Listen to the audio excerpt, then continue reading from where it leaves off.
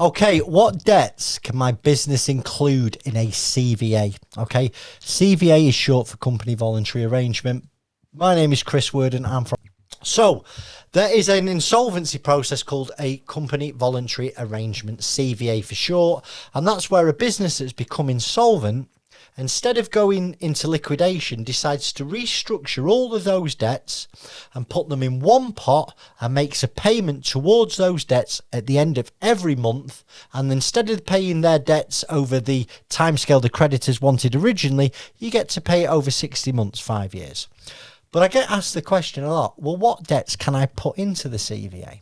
So in short, you can put in all unsecured debts. So that could be HMR series, it could be bank funding, it could be credit cards, it could be unpaid rent, it could be supplier debts.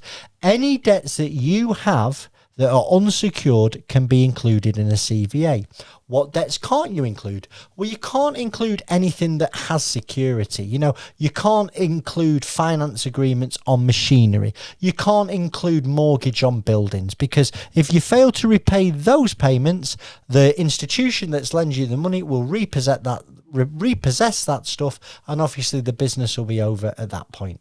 So it's important to understand that most suppliers and HMRC, they'll support, and even the banks, they'll support a CVA, because in a CVA it's more likely they're going to get paid. If you go into liquidation, it's likely they'll get little or nothing, but if you enter into a CVA, it can be in the interests of the creditors to accept it, because you're going to be paying it back over a period of 60 months, generally 5 years. But the key thing is they're going to get their money back, as opposed to a liquidation where they might not. So I hope you found the video useful. Thanks for your time. Chris Worden View.